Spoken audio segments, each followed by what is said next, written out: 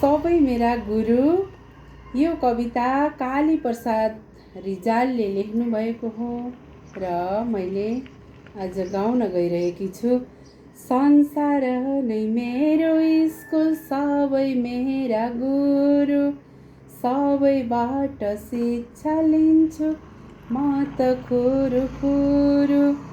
घामबाट शिक्षा लिन्छु सबको भलो गर्ने, ज्ञानको ज्योति फैलाएर अन्धकार हर्ने।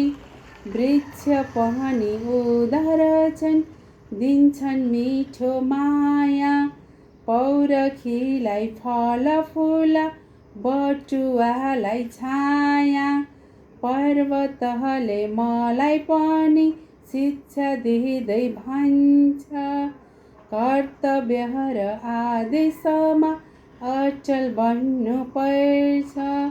खोला पनि पुस्तकै हो संसारले पढ्ने, लक्ष्य आफ्नो नछोडेर अघि अघि बढ्ने।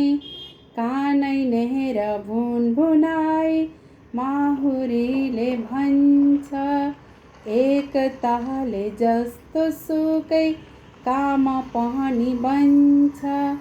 फुल भन्छ सधैँ मलाई मिठो बास छ र, काँडै काँडा बिचमा पनि मुस्कुराउने गर। संसार नै मेरो स्कुल, सबै मेरा गुरु, सबैबाट शिक्षा लिन्छु म त खुरु खुरु।